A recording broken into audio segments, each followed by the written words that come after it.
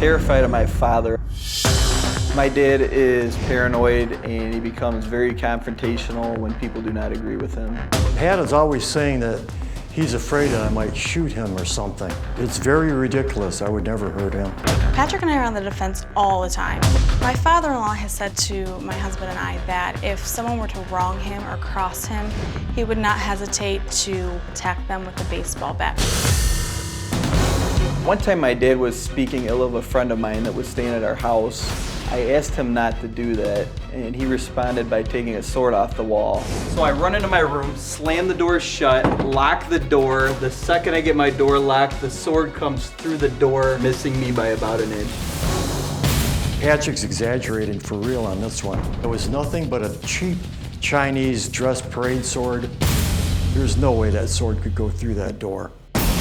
Another time, I was in the kitchen. I became upset with my father. He came at me. He grabbed my throat so tightly that I lost my breath. Several days later, I looked at my throat and I could still see every one of his fingerprints, both hands across my throat. Patrick says that I've been very violent to him, but in reality, Patrick's been very violent to me. He got me in a headlock and dislocated my neck.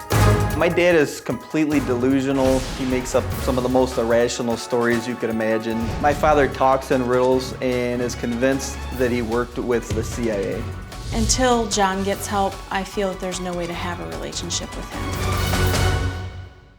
In the last few months, Pat and Sarah say they think John's delusions have gotten worse. So much so, they have really just had to cut ties with John. My father-in-law writes Patrick and I letters that are beyond delusional. They're threatening and they usually make no sense at all. My wife and I became especially alarmed when my dad took my 7-year-old son's thank you letter that was written to him as a direct threat on his life. My father took a combination of things in the letter that to him spelled out that my wife and I were going to kill him.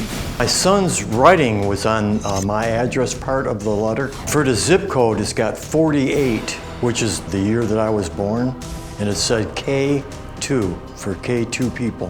That K to me represented kill.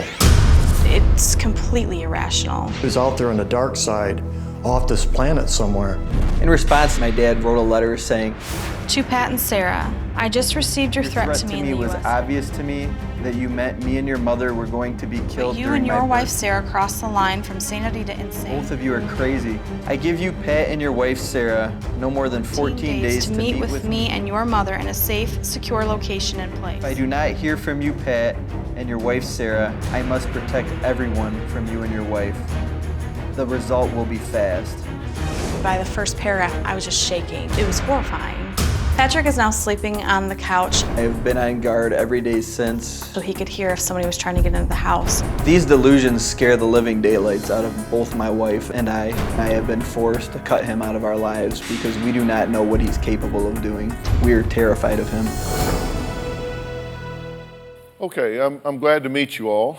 They think that you are misinterpreting things and that you believe that they're sending you threats and all that they're not sending you. Do you feel threatened by these folks? Yes, I do. Tell me what their reason would be for putting you on their hit list.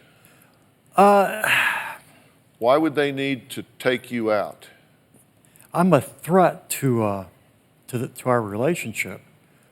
I'm a threat to my son's relationship with me, his wife's relationship with me, and they just don't want me addressing the issue anymore. How would you be a threat to the relationship with him? You're part of that relationship. I'm not sure I understand. Well, because we don't agree with each other, Right. and we're always arguing with each other, and they're never letting us see the grandkids like we want to see them. Right. And they abandon us. And he doesn't want to continue on with any relationship with me or his mother. But the easy thing to do there would be just cut off the relationship rather than kill you. Correct. So why would he need to kill you when all he needs to do is just stop talking to you? That's a good question. I don't know either, but he did send me a threat in the mail.